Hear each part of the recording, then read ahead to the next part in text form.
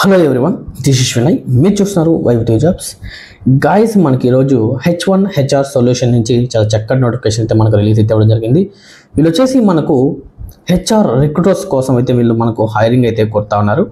HR recruiters అంటే వీళ్ళు వచ్చేసి మనకు అంటే వీళ్ళకి సమ్ క్లయింట్స్ అనేవి ఉంటాయండి. క్లయింట్స్ అంటే మనకు మ్యాన్ పవర్ కంపెనీస్ కానివ్వచ్చు, అదేవిధంగా మనకు రీటైల్ సంబంధించి కానివ్వచ్చు, అదేవిధంగా మనకు ఐటీ సెక్టర్ కానివ్వచ్చు, అదేవిధంగా మెడికల్ సంబంధించి కానివ్వచ్చు, వీళ్ళకి సమ్ క్లయింట్స్ అనేవి ఉంటాయండి. దీనికి వచ్చేసి మనము మ్యాన్ పవర్ అనేది ఫిల్ చేయాల్సి ఉంటుంది.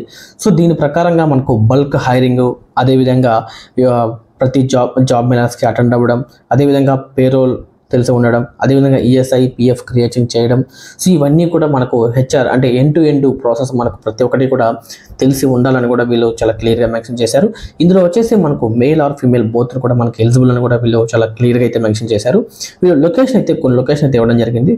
హైదరాబాద్ లొకేషన్, బెంగళూరు, విజయవాడకి సంబంధించి వీళ్ళైతే మనకు హైరింగ్ అయితే కొడుతున్నారు. మినిమం ఎక్స్పీరియన్స్ వచ్చేసి మనకు 1 year to 3 years వరకు వీళ్ళు ఎక్స్పీరియన్స్ అయితే మనకు అడుగుతున్నారండి. శాలరీ విషయానికి వస్తే మనకు 2.4 lakhs నుంచి 3.5 lakhs వీళ్ళైతే మనకు CTC మనకు ఇవ్వడం అయితే ఫర్ యానం అయితే జరుగుతుందండి.